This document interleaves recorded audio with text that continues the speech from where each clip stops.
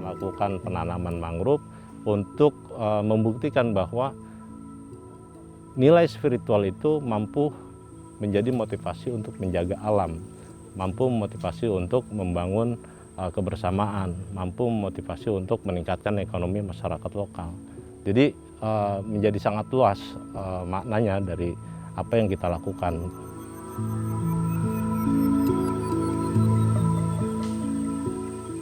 Menjaga mangrove bukan sekadar merawat pohon di tepian laut, tetapi menjaga kehidupan di dalamnya. Kehidupan nelayan yang bergantung pada laut, kehidupan pesisir yang terlindung dari abrasi, hingga masa depan generasi yang belajar hidup selaras dengan alam. Karena pohon mangrove itu 1000 manfaat gitu bang. Bisa jadi makanan, obat, itu keuntungannya pohon mangrove di sini gitu. Makanya masyarakat di sini bukan soal seneng dong buat menanam, tapi manfaatnya itu bang. Bisa jadi ekonomi juga kayak gitu dikelolanya.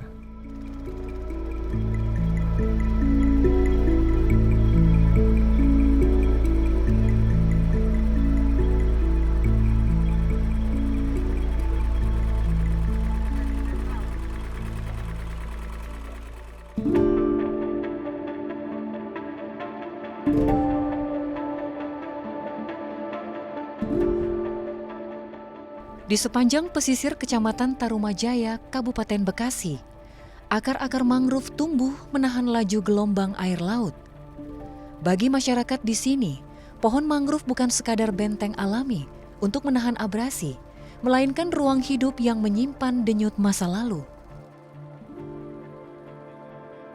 Di sela-sela batang mangrove yang menghitam oleh lumpur, masyarakat tumbuh dengan cerita yang sama seperti yang diwariskan oleh para orang tua mereka, bahwa hutan ini adalah penyangga kampung, pembawa rezeki, dan saksi bisu napak tilas leluhur.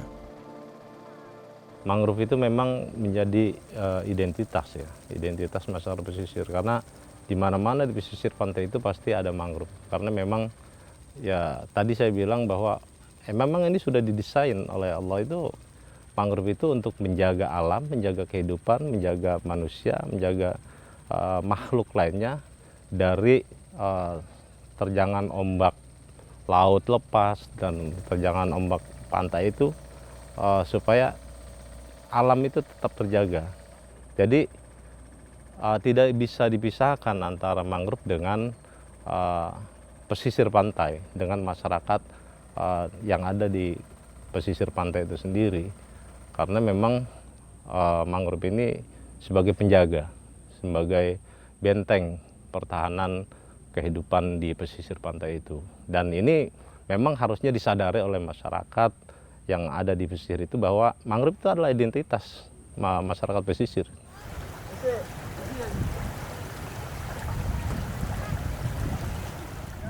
Kalau nggak ada mangrove, nggak tahu kayak gimana, mungkin kampung pun bisa kebanjiran gitu bang. Sebab kenapa? Tanggul-tanggul itu bang, yang bikin hancur dari arus air yang deras gitu bang. Jadi masyarakat tuh beruntung lah adanya pohon mangrove ini buat ngejaga usahanya beliau pada gitu masyarakat. Mangrove itu bukan sembarang pohon, bisa kita manfaatkan menjadi ekonomi masyarakat gitu, buat keuangan lah, dibahasnya buat keuangan. Nah, keuangannya dari mana? Ya kayak ekosistem kayak hewan laut itu lebih senang di pohon mangrove gitu bang, tujuan pohon mangrove kayak gitu.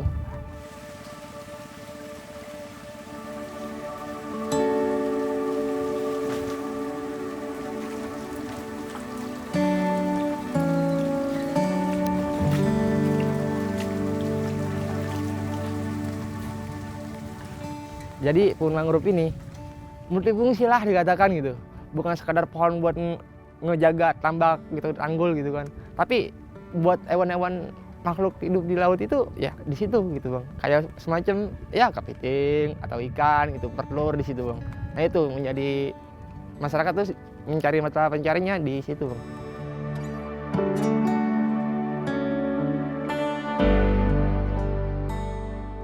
Setiap pagi, perahu-perahu kecil melaju pelan memasuki lorong-lorong muara. Para nelayan mencari nafkah atau sekadar membaca tanda-tanda alam yang kerap berubah dari waktu ke waktu. Namun, yang tak terlihat oleh mata adalah warisan nilai keyakinan bahwa menjaga hutan mangrove sama halnya menjaga kehidupan. Terlebih, perubahan iklim membuat pasang air laut kian sulit untuk diprediksi. Pencemaran dari limbah hulu sungai perlahan meracuni perairan tempat bibit mangrove tumbuh. Itu yang sangat disayangkan. Ini seringkali, ini alhamdulillah hari ini airnya lumayan bagus lah. Kalau seringkali terjadi lah, ada limbah dari hulu sana yang kita belum tahu sumbernya dari mana, apakah itu dari pabrik, hasil limbah industri, atau dari limbah rumahan. Tapi kalau limbah rumahan saya rasanya nggak mungkin karena air itu jadi hitam. Dan itu sangat berbahaya. Pertama buat para petambak. Para petambak dan nelayan itu sangat dirugikan dengan adanya limbah itu. Karena kalau nelayan atau petambaknya itu tidak tahu ada limbah yang dibuang dan dia tidak tutup pintu air tambaknya, maka itu akan masuk ke tambak air itu. Dan itu akan membuat ikan, udang, dan rumput laut yang ada di tambak itu pasti akan mati. Dan di pesisir pantai pun itu sangat mengganggu biota laut. Nah, itu menjadi persoalan yang harus menjadi perhatian lah buat semua.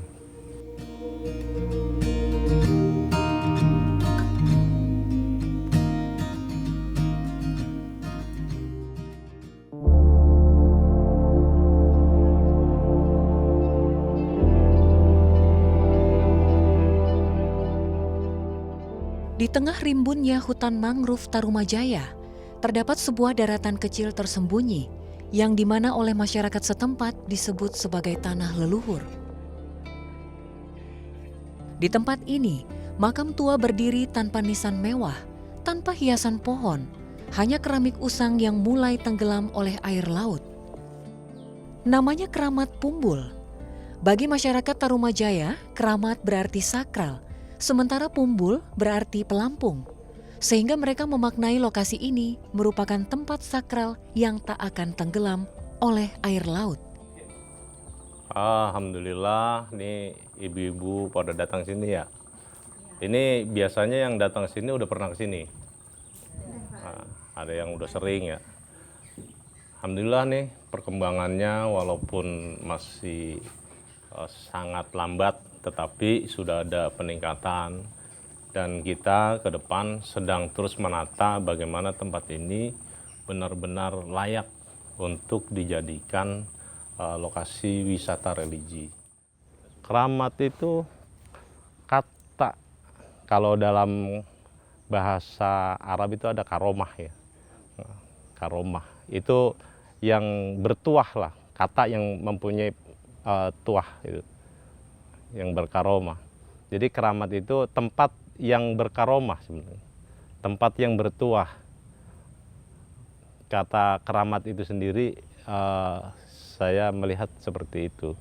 Jadi itu area keramat, berarti area itu adalah area yang bertuah, area yang terdapat karomah di situ. Karena memang ada leluhur yang dulu mempunyai kedekatan dengan Tuhan, sehingga dia mempunyai kelebihan dan keistimewaan. Ini Mamang kan dari Gabus kan ya? Kalau Mamang sama juga? Dari Pangkalan cuma. Oh, Pangkalan yang ini ke sini? Iya, Pangkalan Bebelan. Pangkalan Bebelan. Mamang dari dulu ya ngerapin ini ya? Ya, alhamdulillah dikit-dikit dah. Iya, emang yang saya tahu itu ada aja sih orang yang perhatian gitu. Ya, kalau Mamang emang lebih fokus lah. Mungkin kalau cerita Mamang kemarin kan dapat amanat buat ngerapin sini ya. Yang mudah-mudahan ini menjadi keberkahan lah buat Amin. buat Semua orang. semua orang, khususnya buat Mamang juga. Pumbul itu sebenarnya ada satu peristiwa pada saat itu terjadi banjir bandang ya. Di sini ada namanya Kampung Sungai Niri, terus ada Kampung Sembilangan di sebelah sini. Itu dulu semua itu banjir dan orang itu semuanya lari ke tempat itu. Nah, ketika dia lari ke tempat itu, padahal tempat itu lebih rendah dari kampung Sungai Niri, tapi tempat itu nggak tergenang air. Jadi dia mengikuti debit air. Air naik, dia ikut naik. Nah, itu seperti pumbul itu, kalau orang mancing itu pakai pumbul itu ya, yang ngambang itu. Nah, itu dia pelampung. Dia mumbul terus. Air tambah banjir kan ikut naik. Nah, itu karena ketika orang kumpul di situ, di Kampung Sembilangan banjir, Sungai Niri banjir, Paljaya banjir, di situ nggak banjir. Nah, itu sehingga itu dinamakan keramat pumbul.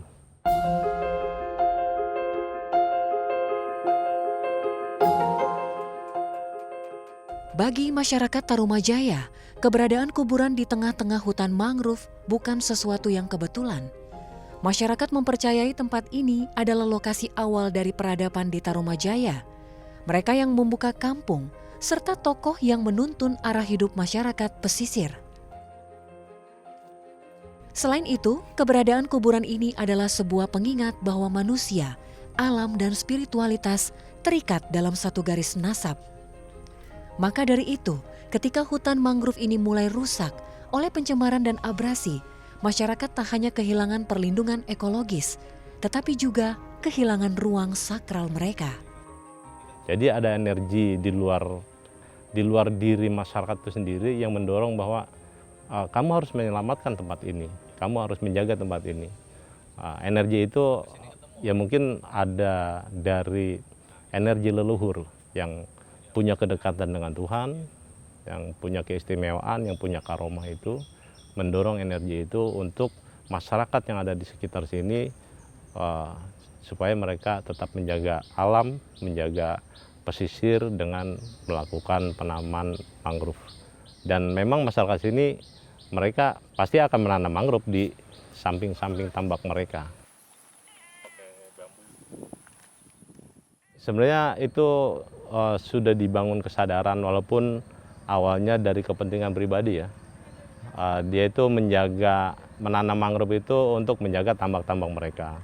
Tapi setiap orang yang mempunyai kesadaran itu akhirnya akan saling terhubung. Mangrove itu akan saling bersambung lah, dari tambak satu ke tambak yang lain. Di sisi lain, energi itu kan di luar kesadaran ya. Energi dorongan untuk menanam itu di luar kesadaran mereka, bahwa itu adalah dorongan dari energi positif adanya leluhur itu untuk menjaga alam, yang akhirnya semua bisa menjaga secara bersama-sama walaupun mereka bergerak secara individual awalnya.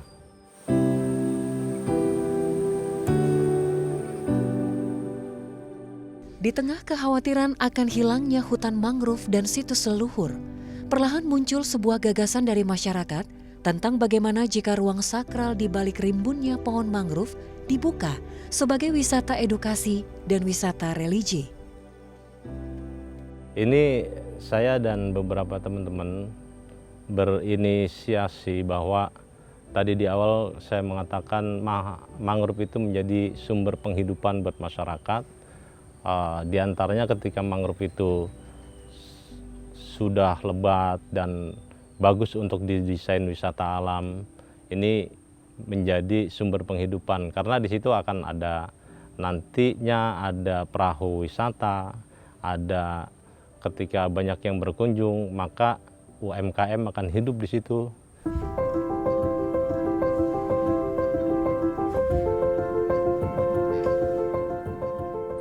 Nah, ternyata banyak fungsi secara luas. Mangrove itu untuk menurunkan gas emisi sebagai sumber kehidupan, dan juga bagi nelayan yang mencari ikan itu mangrove menjadi tempat beranak pinaknya ikan yang menjadi sumber pendapatan nelayan, dan itu banyak sekali ternyata manfaatnya, sehingga kami berpikir kita bergerak di mangrove dan mendesain konsep wisata ini akan menjadi banyak sumber penghidupan buat masyarakat lokal dalam meningkatkan ekonomi mereka.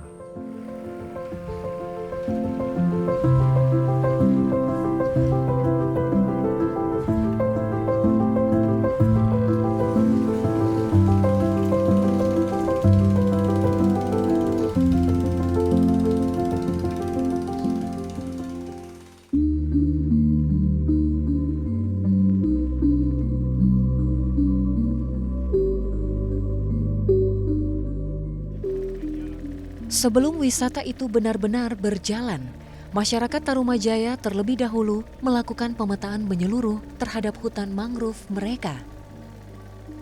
Dengan perahu kecil, mereka menyusuri setiap sudut rimbunan pohon, mencatat titik-titik yang nantinya akan menjadi lokasi edukasi, tempat perhentian, hingga area penanaman bibit mangrove.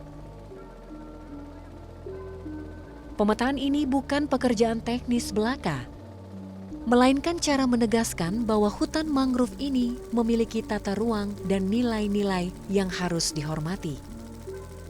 Itu memang kesadaran dari kelompok-kelompok ya tentang kondisi area keramat ya. Jadi di area keramat Pumbul itu yang kita rencanakan di area wisata religi itu dari dulu memang banyak kelompok yang punya kesadaran itu untuk merapikan, menata.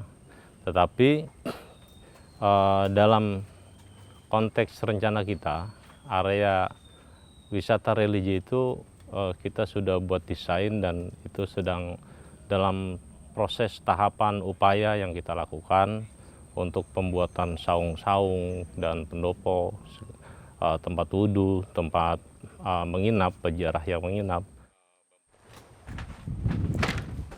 Yang sebelah sini kita bikin trek dari sini nih.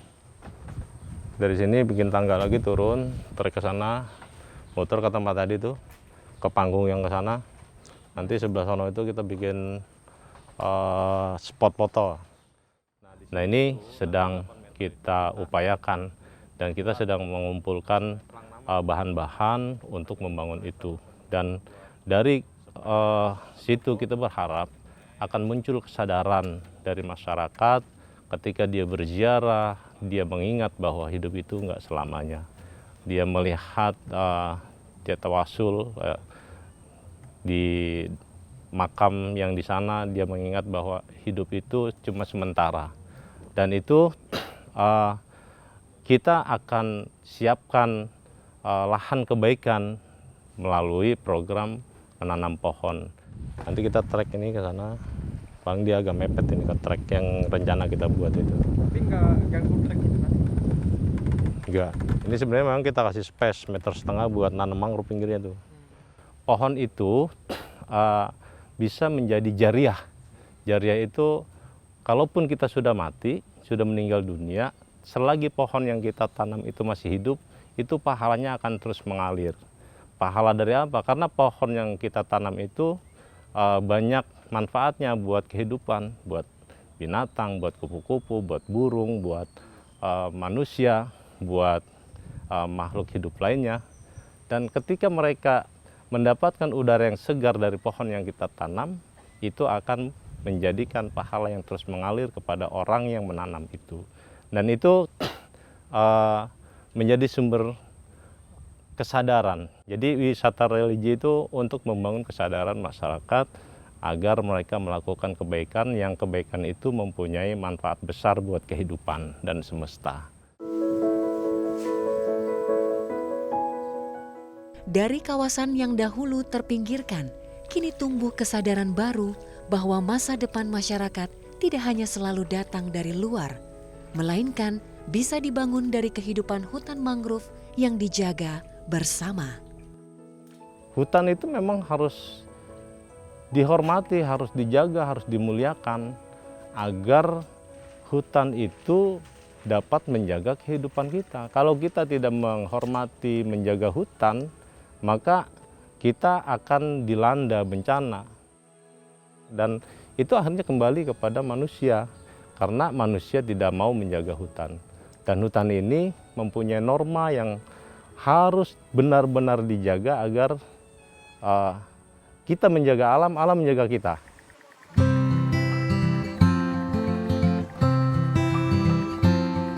Dan harapan saya, pemerintah harus mempunyai perhatian terhadap mangrove, terhadap hutan, terhadap pesisir, untuk mendukung dengan regulasi yang akan menjadi acuan masyarakat membangun kesadaran bersama dan menjaga lingkungan bersama.